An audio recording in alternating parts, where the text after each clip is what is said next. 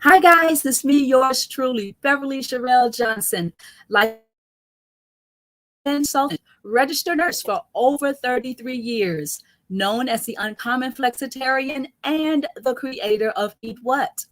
Eat What is my weekly program that gives you resourceful information and education as to many USDA and FDA food safety and health concerns. Now, I just don't wish to alarm you, but I also wish to give you solutions, concrete solutions to build your immunity, to build your overall health so that you can look good, feel good, and have a more positive outlook on life. Welcome. Welcome to another edition of Eat What. Now, for everyone who's watching Eat What, I'm so glad that you're here. But you are if you are busy and cannot catch our program live, then you can always go to the members area and click on the files tab, and you will find every article that we've ever done. And if you click on the media tab, you will see every program that we've done since the beginning. All right, so you never have to be concerned about missing an episode of Eat What. And be sure to tell your friends. Be sure to invite others to come along, because here we're talking about health. We're always talking about health, and we are talking about how you can, as I say, build your immunity, build your overall health so that you can look good, feel good, and have a more positive outlook on life. All right. So it does not matter if you are a vegan, vegetarian, omnivorous, you eat it all. It does not matter what food fare you prescribe to. We're here talking about health. And health, no matter where you are, is important to every single human body. So invite others, get connected. If you have questions regarding anything that we're saying, that I've said here in the program, or any of my guests have said when we have our guests, then be sure to contact me at Beverly Sherelle Johnson. You can direct message me at Beverly Sherelle Johnson, or you can email me at betterlivingwithplants@gmail.com. If there are any topics that you would like to see aired or have me discuss, then of course you can always drop a line to me, either direct message or by email. I'll be glad to research these topics and get them on the air for you. Now, this is February. February is our heart healthy month. Heart healthy month. And all during the month of February, we are specifically targeting the heart. Now, we're not just talking about what foods are good for the heart and what foods are not good for our heart and circulation, but we're also looking at some of the diseases that many people unfortunately have succumbed to. Last week, we talked about atrial fibrillation. And this week, we are embarking upon another subject: congestive heart failure. Congestive heart failure, also known as heart failure, or in the medical terminology, CHF, is a condition where there's too much fluid. The heart is congested with too much fluid, is not able to pump efficiently and get all of the nutrients and the fluids out of the heart chambers. Remember last week we talked about the heart chambers.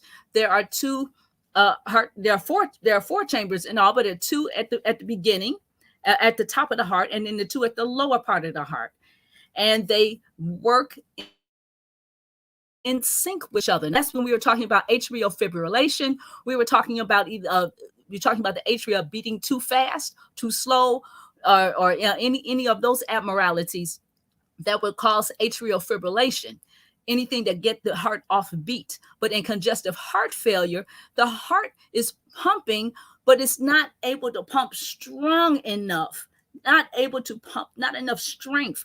It's not able to pump strong enough to get the fluids out of the heart chamber. So that's what we're talking about today. We are talking about congestive heart failure, also known as heart failure, or in the medical terminology, CHF. All righty. It occurs, like I said, when the heart doesn't pump blood well as it should. And this happens when this happens, the blood backs up and it can build up in the lungs. That's why a lot of people with congestive heart failure have shortness of breath. If you know of anyone, or if you have been affected by congestive heart failure, you know how significant this is. Shortness of breath. Now, a lot of times people think congestive heart failure comes over time, but sometimes it can happen in acute stages too. Sometimes it could be a rapid onset and an acute occurrence as well. So you really want to pay attention to the signs when you're talking about congestive heart failure or any other heart ailment, because I'm telling you, without we're not alive. We are not alive at all. Our heart does so much for us that we really, really need to take care of our heart. And if there is a condition or underlying conditions that are affecting our heart, then we really need to be on top of that, because without our heart, if our heart is not working well, then the rest of our body is not working well either. The heart is important for getting the nutrients out to our brain, to our muscles, to our kidneys, all major organs, our lungs, all of that, even digestion. The heart is so very important. Not that anything else is not, but it's so vitally important that we really need to take care of our heart. And of course, yes, we do need to eat the proper fruits and vegetables and foods that will help heart health. But we also need to be careful about our activities and everything else that we're doing that can harm our heart health. Okay. So congestive heart failure, getting a little bit back to that. Now, there are many conditions that can cause congestive heart failure. All right, and proper treatment can remove these signs and symptoms, but sometimes the damage is already done. Sometimes the damage is already done to the heart, and you just and people really don't do well. So it, like I said, it behooves us to do as much as we can up front to make sure that we remain healthy or correct what's going on in our health as soon as we know. And they'll change our minds, but our mindset. To change your mind is temporary. To change your mindset regarding health, that will change your life. That will change your life. Okay. Now, heart symptoms, like I said, symptoms of congestive heart failure include, but they are not limited to, shortness of breath, with activity or when you're lying down. Okay, it could be either way. Fatigue or weakness. All right, because your heart gives you energy. Your heart gives you energy, getting the oxygen to the rest of the body. So, fatigue or weakness. Your muscles will be feeling tired, and you overall will be feeling very, very tired. Swelling in the legs, ankles, and feet.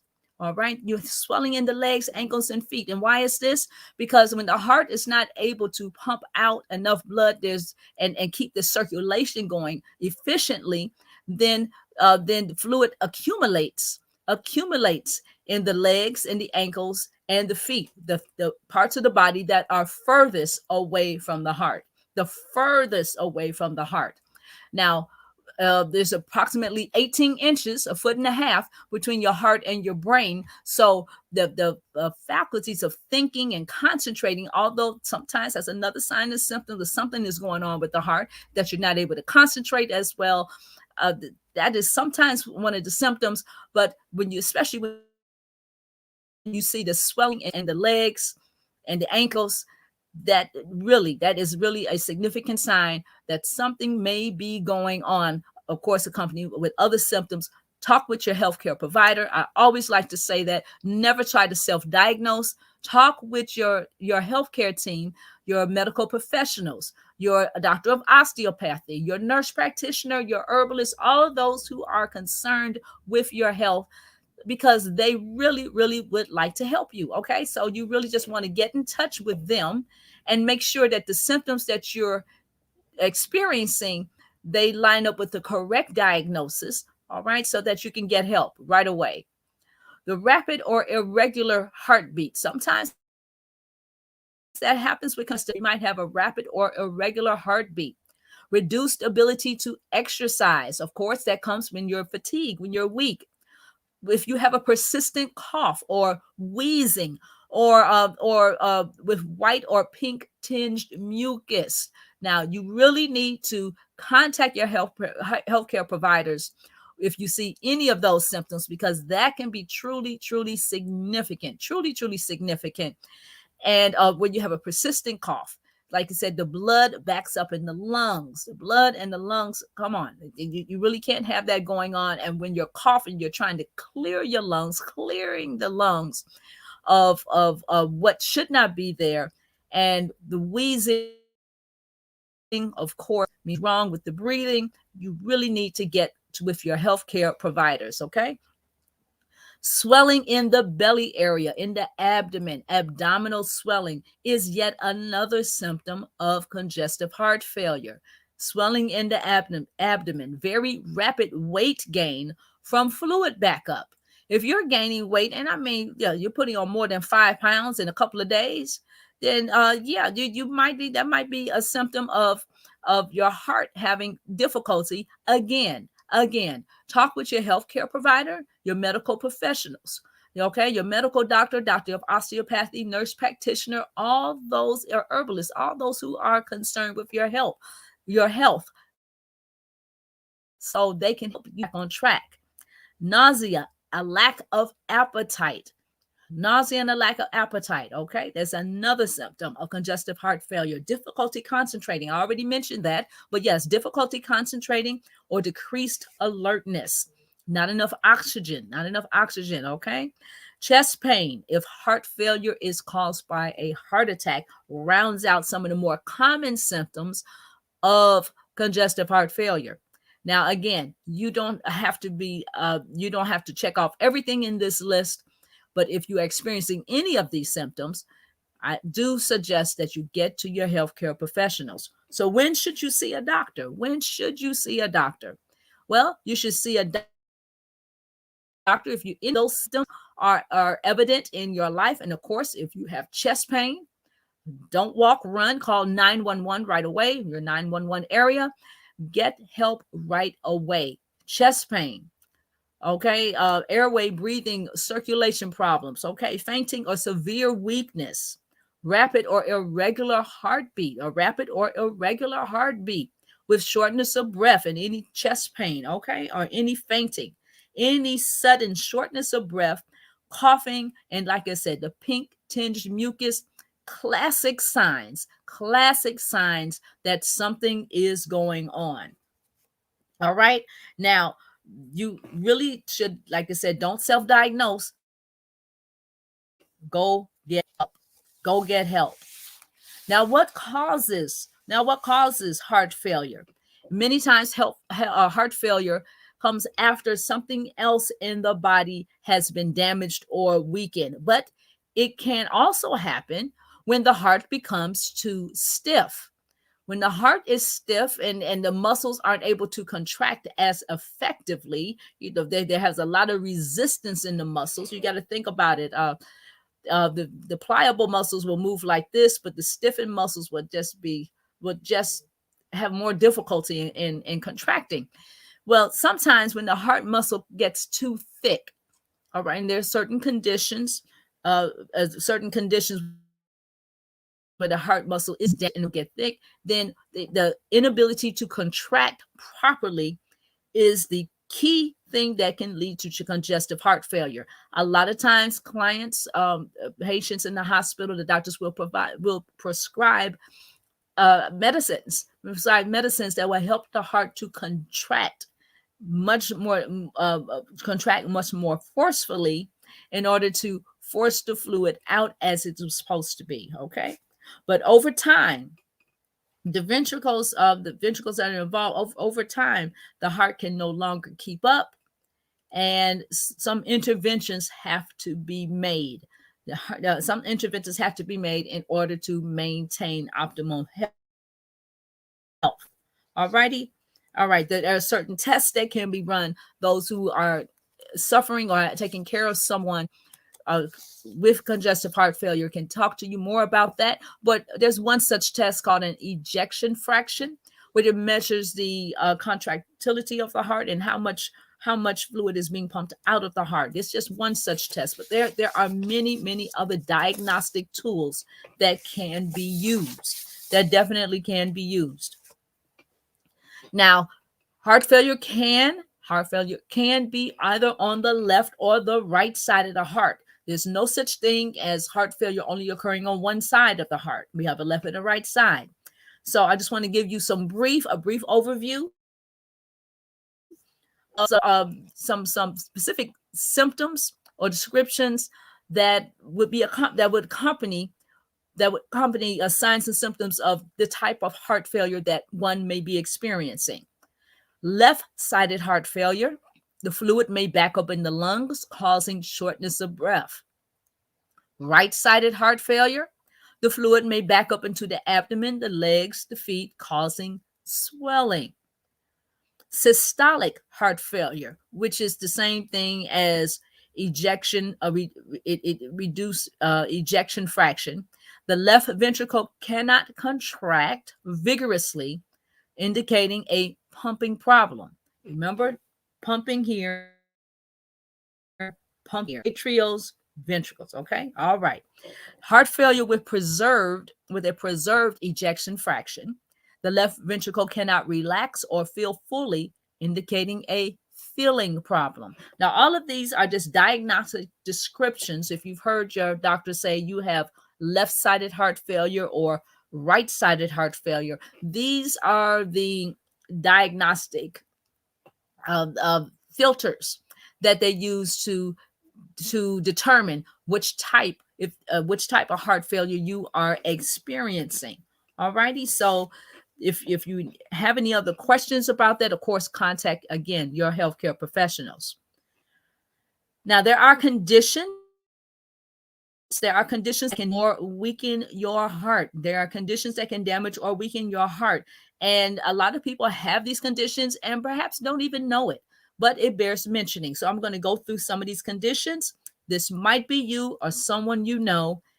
Again, healthcare professionals are the ones that you don't self-diagnose. Coronary artery disease and heart attack. Coronary artery disease is the most common form of heart disease and the most common form of heart failure. This disease results from the buildup of fatty deposits in the artery, which causes the blood flow to slow down and lead to a heart attack. Now, this is a condition where a lot of people say, well, eating a lot of processed foods, or eating a lot of foods that would cause hardening of the arteries. This is what an end result of all of that can do to your body. Coronary artery disease leading to a heart attack. Think of your arteries and your veins as a tube. And when the deposits of fat go layer themselves around the tube, the space of the tube narrows. Okay, if it's supposed to be normal like this, and the space of the tube narrows. When you have narrowing of arteries, you're not able to get the same amount of fluid, or same amount of blood, same amount of oxygen to the parts of the body that it needs to get to. You have all of this fat, all of this resistance, all of these deposits of negative things that your body does not need. So this is where your diet comes in. This is where your choice of food fare comes in. When you choose wisely, to eat wisely, and give your body a chance to cleanse itself out, you can decrease your risk of coronary artery disease and heart attack. Now, the heart attack, of course, occurs when the coronary artery is completely blocked. But there's a lot of times that people have symptoms. That's why it is very important to know the signs. Sometimes people have symptoms of heart problems and they are not even aware of it. High blood pressure is another condition, the silent killer. A lot of people have called that. A lot of in the medical terms, we have called that the silent killer. High blood pressure. If your blood pressure is high, your heart has to work harder. Your heart must work harder to circulate your blood throughout the body. Now, this is not good for a short period of time. Okay, short period of time, but over the length of time, no. Over a longer period of time, this is not good. And the extra exertion, is not beneficial for your heart. In fact, over time, this extra exertion can make your heart muscle too stiff, so you won't have the contractility. And we talked about that slightly, and with the systolic health, heart failure, systolic heart failure. We had that. We talk about that where you're having a pumping problem, that happens with high blood pressure. So if you're on high blood pressure medications, do all that you can to lower your pressure, lower your blood pressure naturally. Take your blood pressure medicines as directed. Please get the blood pressure down. You're helping your heart. Faulty heart valves. Now, there are many conditions, congenital and otherwise, where your heart valve might not work properly. This also can lead to congestive heart failure. Damage to a heart muscle also is a problem when it comes to congestive heart failure. Of course, inflammation. Myocarditis is the name of this condition. Inflammation of the heart lining, the heart muscle. Any type of inflammation is a signal that something is going wrong in the body, and you really should really pay attention to what's going on within your body. You really do need to pay attention to that, because it's just more and more problems. Inflammation that appears in one area of the body doesn't mean that it's just localized. It means something else could very possibly be going wrong in other areas of the body as well.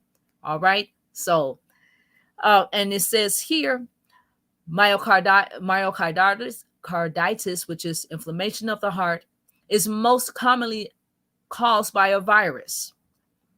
So, if you're really thinking about that, really thinking about that, then the last 2 years where we have experienced the aftermath, and we're still continuing with the aftermath of COVID-19, and it's not over. It's not over. We're still going through it, and we're going to go through it until the end is going to be.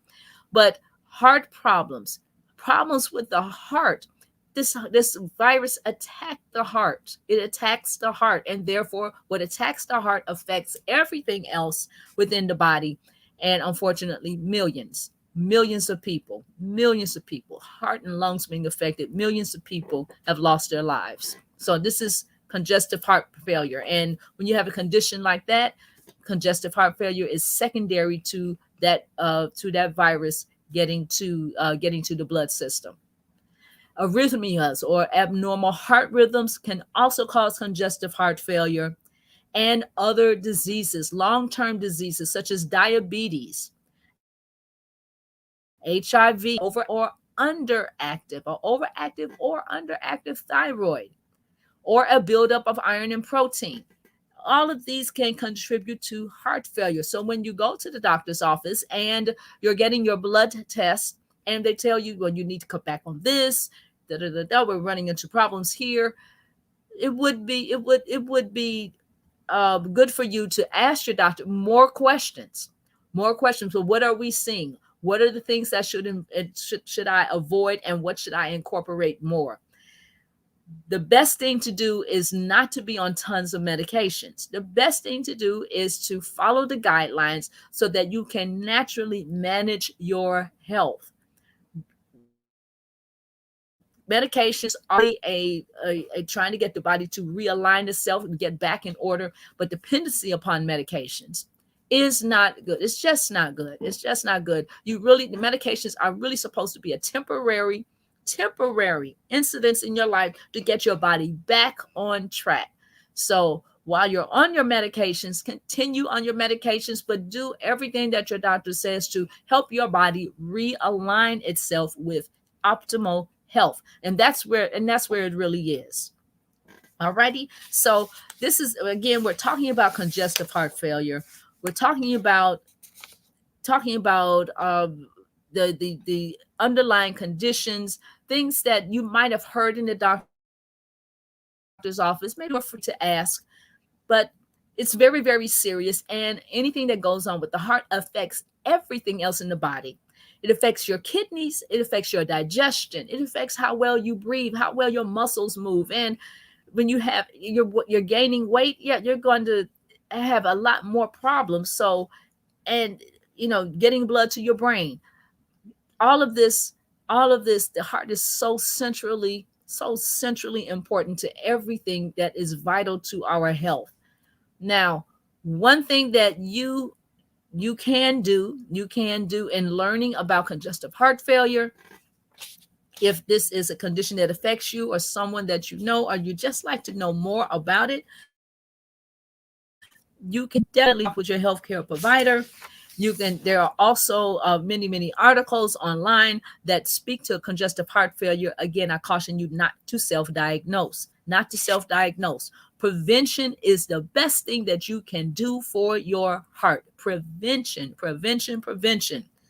Lifestyle changes, and that's where the mindset comes in. We talk about mindset often here because changing your mind is just temporary.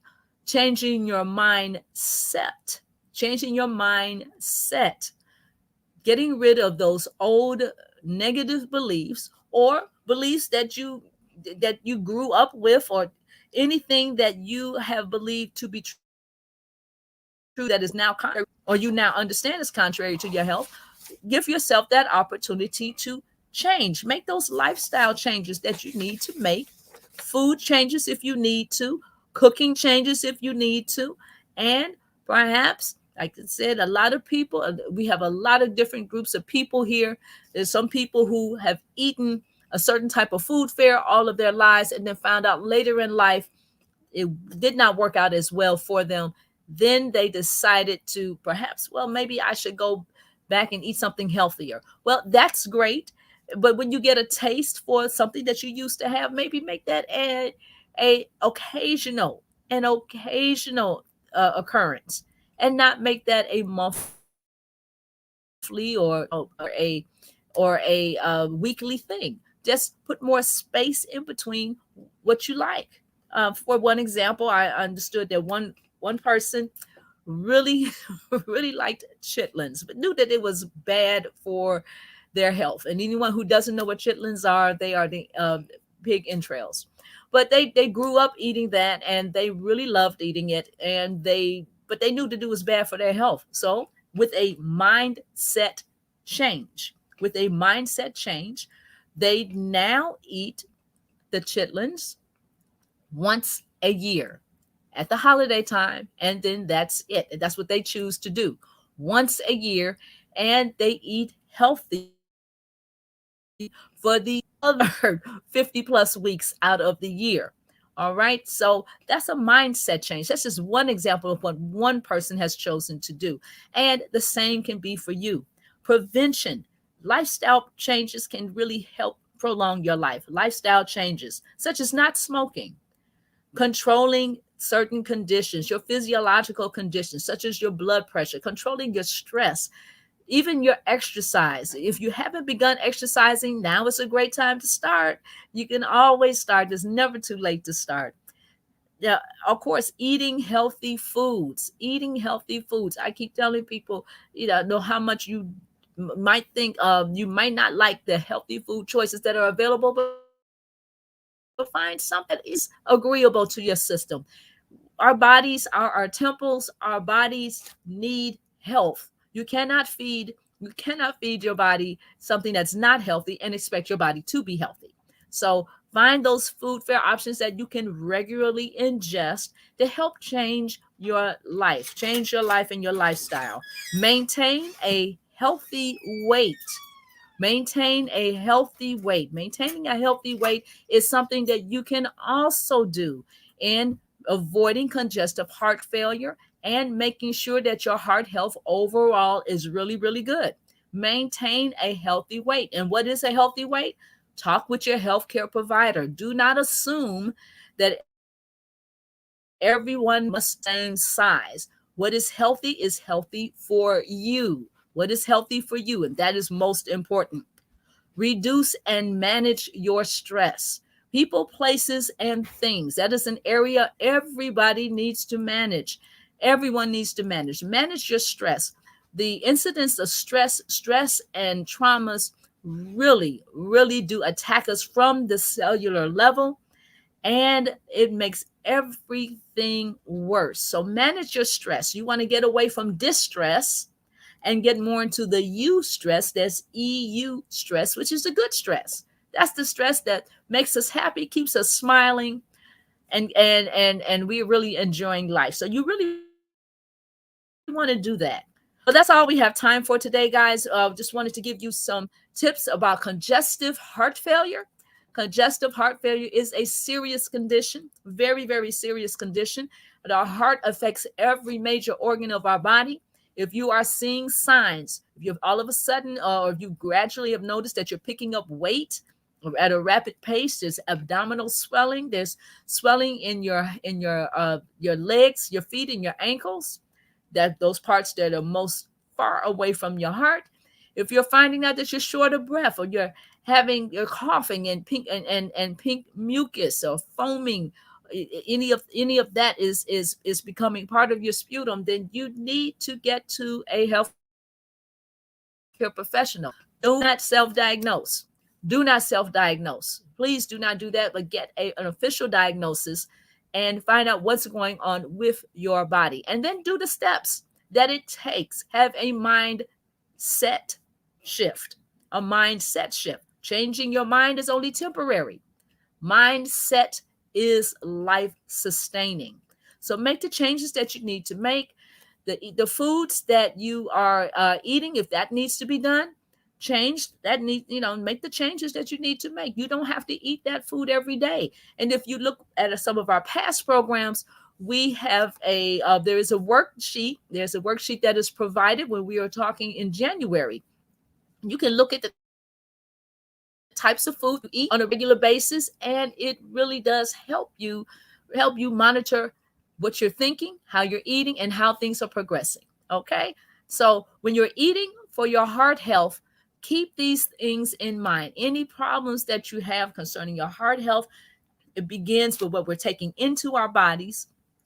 It really begins with how we're eating, what we're doing in terms of exercise. And if you already have a history of congestive heart failure in your family, or if you've already been diagnosed, or you think you might have some of these symptoms that I discussed today, please get in touch with your healthcare provider, your medical doctor, doctor of osteopathy, nurse practitioner, herbalist, all those who are concerned about your health,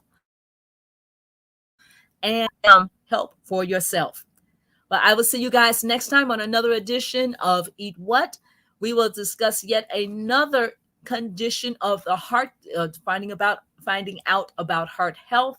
And until then, stay healthy, be careful, be safe out there, because the viruses that are out there, remember we talked about that.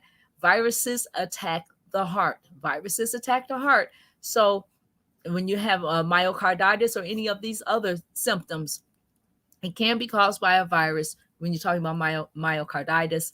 And you really want to be safe out there, so you don't cause any problems. But anything that I have discussed here, you are welcome to direct message me or email me if you have any questions.